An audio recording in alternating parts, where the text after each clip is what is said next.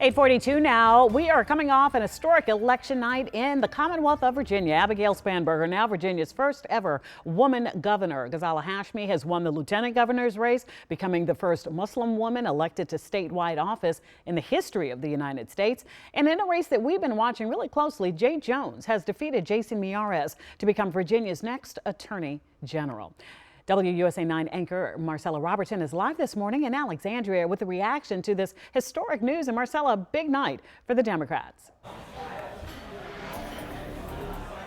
Yeah, Allison, good morning to you. Big night for Democrats, and we have been here at Bob and Edith's Diner in Old Town Alexandria for the last few hours, really just trying to get a sense of how voters are feeling after this big night in Virginia elections. Of course, Democrats dominated this first major election since President Trump returned to the White House last year, and although the president was not on the ballot, he was certainly on the mind of a lot of voters. And I'm going to let you listen to them in just a moment, but I want to talk about one of the exit polls shortly here. The CNN exit poll shows many voters came out because they say they disagree with the president, some of his policies, and policies we know have impacted Virginians, specifically federal employees, over the last 11 months or so. 9 out of 10 of those voters say they supported Abigail Spanberger over Winsome Earle-Sears.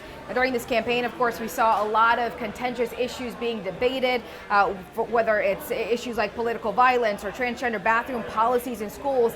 But ultimately, the economy is king, and that is what voters really cared about the most. And some voters that I spoke with today tell me that the government shutdown, specifically being the backdrop of this election, really hurt Republicans. I also spoke with some voters who say that this is not the outcome they were looking for, but they are still hopeful for the future.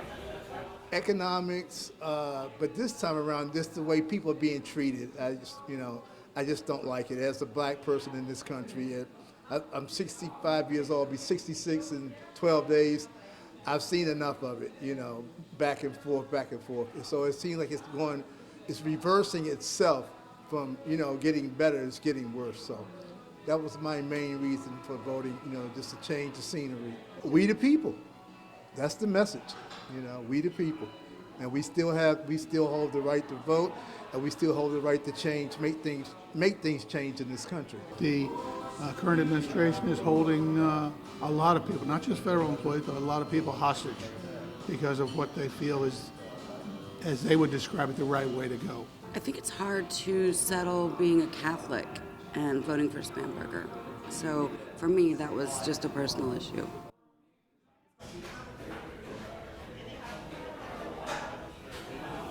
So you heard from voters really there on both sides of the aisle. Obviously, Democrats hoping to take this momentum into the midterm elections. But I think, when we talk about in the short term, what Virginians really want to see is, will the results of this election have any impact on the government shutdown? Will we see any compromise on Capitol Hill to end this? And we know that this shutdown has caused just so much pain for so many Virginians. One more thing I want to mention, Allison, too, is I was covering the election night headquarters at Winsome Earle-Sears' campaign last night, and we really heard this different tone from her yesterday, this kind of shift talking about unity for all Virginians and wishing Spanberger well. And I asked a lot of the voters about that today and what they thought about that.